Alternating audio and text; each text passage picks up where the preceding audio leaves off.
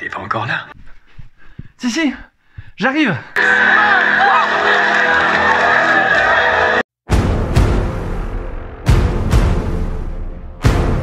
Bonjour et bienvenue dans les comics de Fred, je suis ravi de vous retrouver pour cette nouvelle vidéo.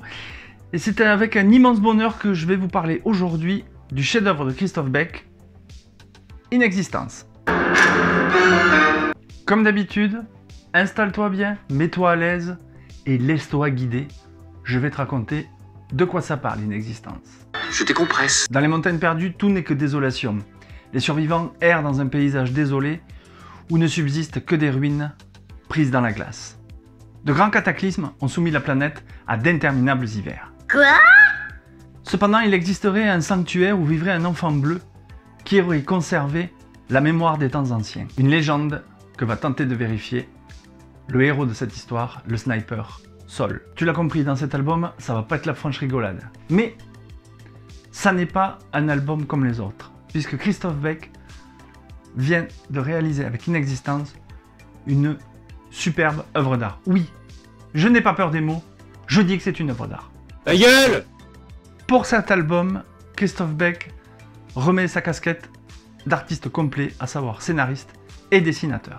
Avec In Existence, Christophe Beck nous propose un album concept. Évidemment, on va retrouver de la bande dessinée à l'intérieur, mais aussi quelques nouvelles et des planches de dessin absolument gigantesques qui sont faites sur plusieurs pages en format XXL. Avec ce récit post-apocalyptique, Christophe Beck pose ses idées et croyez-moi, elles ne sont pas gaies. Là je n'en peux plus, je suis en bout du rouleau, j'ai envie de rentrer, me foutre mes servantes et terminer mon soin. Qui dit récit post-apocalyptique dit environnement d'une extrême dangerosité où les survivants tentent de s'acclimater tant bien que mal et on voit bien qu'ils ont des difficultés à s'y adapter puisque il y a eu toute une succession de cataclysmes et notamment différentes guerres jusqu'à une guerre nucléaire totale. Christophe Beck a rassemblé dans cet album toutes ses obsessions pour nous dépeindre un univers oppressant et perdu.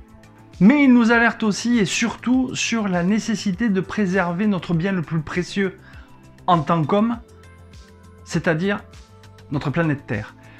En fait, pour moi, j'ai considéré que ce récit était un plaidoyer pour l'écologie et la sauvegarde de notre Terre. On va s'attarder quelques secondes sur cette couverture qui est absolument fabuleuse et dantesque. On voit vraiment tout le talent, rien qu'avec cette couverture, le talent de dessinateur de Christophe. Donc, lors de l'interview que j'avais réalisée au Comptoir du Rêve avec Christophe Beck, celui-ci m'a dédicacé mon exemplaire. Et c'est vraiment une dédicace absolument géniale. Et je le remercie encore une fois. Et merci à toute l'équipe du Comptoir du Rêve pour m'avoir permis de réaliser cette interview qui est toujours disponible sur la chaîne et que vous pouvez aller visionner. Alors, concernant les dessins d'In Existence, on a absolument des dessins fabuleux où le trait il est incisif, haché, puissant et parfois même très réaliste. Alors, dans cet album, vous allez voir qu'il y a des doubles, voire des triples pages. Et ces triples pages, voilà ce que ça donne quand vous ouvrez l'album. Voilà, c'est absolument fabuleux. C'est d'une beauté absolument géniale. J'ai même plus de qualificatif pour dire tellement que c'est beau. On sent vraiment les méga structures, on voit bien le point de vue de Sol. C'est juste, voilà, il y en a plein, des comme ça. Alors là, vous avez les chapitres, hors zone.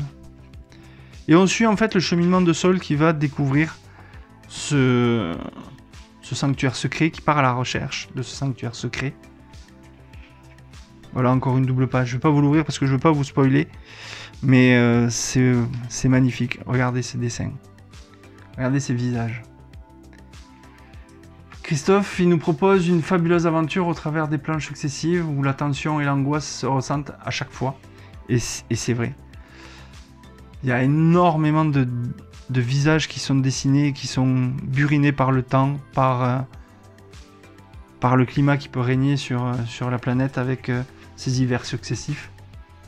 Et en lisant Inexistence, on voit à quel point les planches sont faites, la précision qui en découle. C'est une démesure graphique, mais vraiment. Ça vous transporte dans un univers post-apo et ça nous fait prendre conscience, comme je le disais tout à l'heure, de la fragilité de notre planète et qu'il faut absolument, absolument la préserver pour ne pas en arriver là. Voilà encore une autre page. Je ne veux pas vous les montrer pour pas vous spoiler, mais quand vous voyez ça, vous êtes absolument cloué. Et là, on arrive à l'enfant bleu.